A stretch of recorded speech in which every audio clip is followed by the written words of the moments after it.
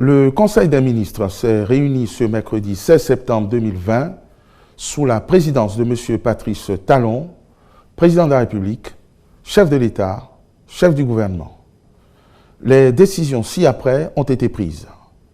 Au titre des mesures normatives, le Conseil a adopté le décret fixant les conditions et les modalités de contrôle des organismes en matière d'adoption internationale en République du Bénin, ainsi que celui portant nomination des membres du Conseil d'administration de l'Agence nationale de promotion des patrimoines et de développement du tourisme.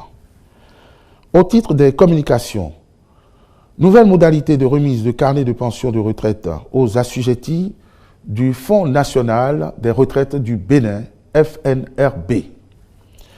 En vue de mettre fin aux tracasseries diverses que connaissent les agents de l'État pour la jouissance de leurs droits à une pension de retraite, le gouvernement a procédé à une revue des pièces et démarches exigées par l'administration. Il apparaît en effet que la plupart des agents éprouvent des difficultés à fournir plusieurs pièces administratives qui ne sont pas toujours en leur possession.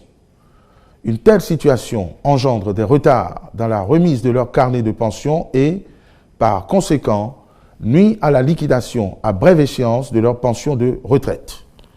Aussi, malgré les progrès accomplis depuis quelques années pour y remédier, il subsiste encore des cas d'agents qui, pour ces mêmes raisons, ne jouissent pas de leur pension de retraite.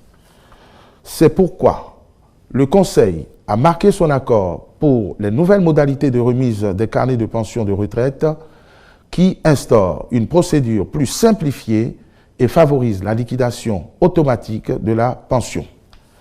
Avec ce nouveau mécanisme, l'agent de l'État, dès la première échéance qui suit son admission à la retraite, peut bénéficier de sa pension sans que la production d'un dossier lui soit exigée. À cet effet, la première étape de la procédure simplifiée vise la liquidation automatique et le paiement d'une pension à l'agent admis à la retraite sur la base des données fournies par le ministère du Travail et de la fonction publique après croisement des informations contenues dans le fichier unique de référence de gestion de la carrière et le fichier de la paie du ministère de l'Économie et des Finances. Quant à la seconde phase, elle sera consacrée à la révision de la pension liquidée automatiquement et mise en paiement en vue de correction éventuelle dans un délai de 3 mois par la prise en compte des situations particulières de chaque agent communiquées par le ministère en charge de la fonction publique. Le Conseil a instruit le ministre du Travail et de la fonction publique et le ministre de l'Économie et des Finances de prendre les dispositions nécessaires pour rendre effective cette mesure dès le mois de novembre 2020.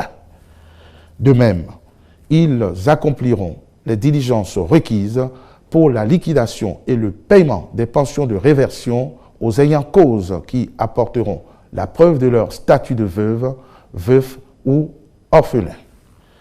Au titre des mesures individuelles, M. Edmond Toli est nommé directeur général de l'Agence nationale de promotion des patrimoines et de développement du tourisme. M. José Pliard est nommé administrateur délégué en charge du suivi des projets phares en cours d'exécution par la même agence.